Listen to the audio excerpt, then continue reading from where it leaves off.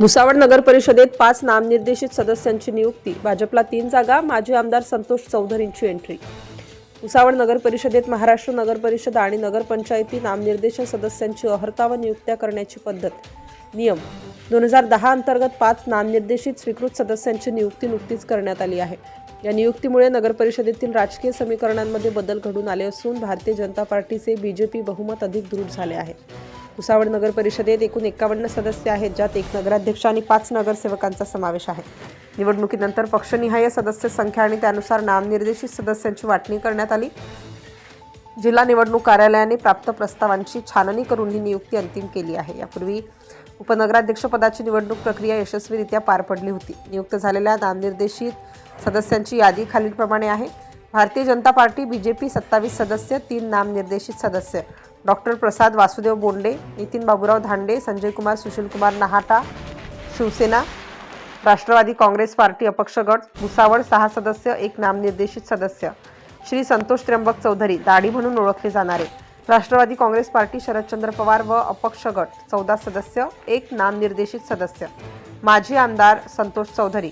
भाजपने नगर परिषदेच्या सार्वत्रिक निवडणुकीत सर्वाधिक 27 जागा जिंकल्या होत्या. आता 3 नामनिर्देशित सदस्य मिळाल्याने त्यांचे बहुमत आणखी मजबूत झाले आहे. राष्ट्रवादी काँग्रेस शरद पवार गटकडे नगराध्यक्ष पद असले तरी नामनिर्देशनमध्ये केवळ 1 जागा मिळाली आहे. माजी आमदार संतोष चौधरी यांची स्वीकृत नगरसेवक म्हणून नियुक्ती विशेष चर्चेत आहे. सत्ताधारी आणि विरोधकांवर नियंत्रण ठेवण्यासाठी त्यांची ही एंट्री महत्त्वाची ठरणार आहे. नवीन नियुक्त नामनिर्देशित सदस्यांना नगर परिषदेच्या बैठकीत मतदानाचा अधिकार नसला तरी विकास कामे, विविध समित्या आणि निर्णय प्रक्रियेत त्यांची महत्त्वाची भूमिका राहणार आहे.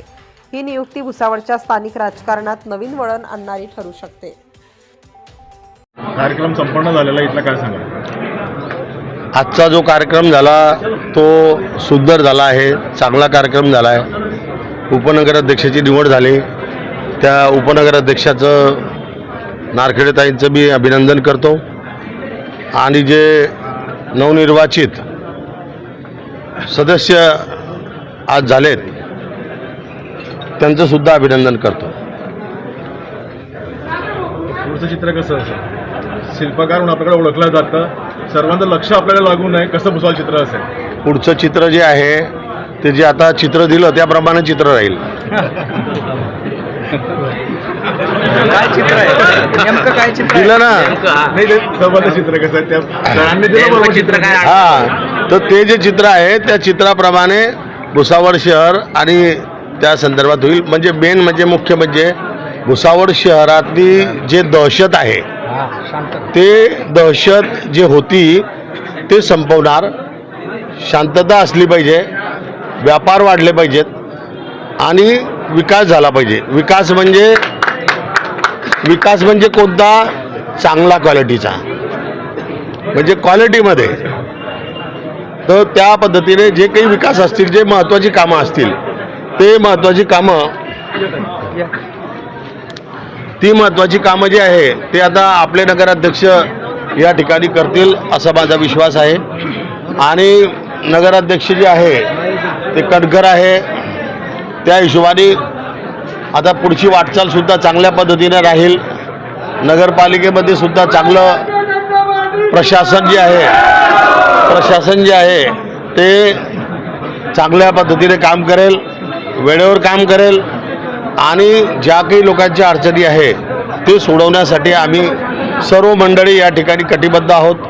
मिळून मिसळून चांगल्या पद्धतीने विकास कसा करता येईल ते आम्ही करू आणि बोगस कोणत्याही कामांना आम्ही थारा देणार नाही. मग ते कोणतेही असो विषय, म्हणजे त्या विषयाची काही हे नाही आहे. आता असं चित्र हे मुख्य चित्र आहे आणि असं ते भुसावळ राहील. आता स्वच्छ, सुंदर, हिरवगार आणि भयमुक्त. जो भय होता तो दूर होईल लवकरात लवकर.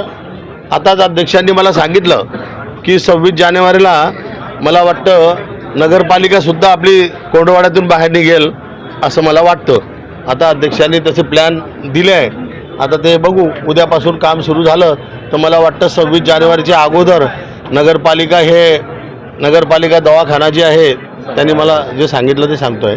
नगरपालिकेचा जो दवाखाना आहे तिथे नगरपालिका होणार आहे तो माझा अंदाज आहे की 24 आणि 25 सॅटर्डे संडे आहे.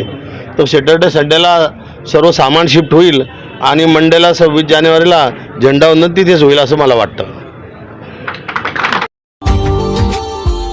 Subscribe now and press the bell icon. Never miss an update.